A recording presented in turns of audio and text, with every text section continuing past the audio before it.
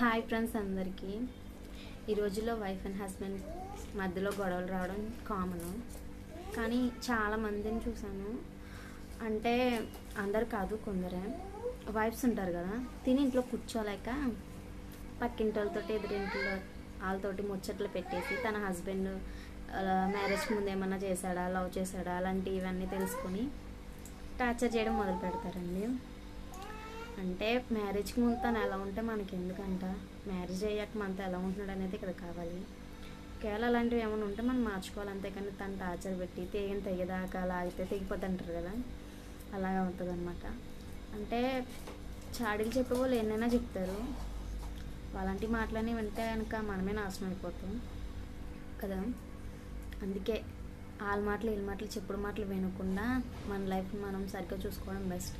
చెప్పుడు మాటలు వింటే ఏముందండి, ఎన్నైనా చెప్తారు వాళ్ళు, వినే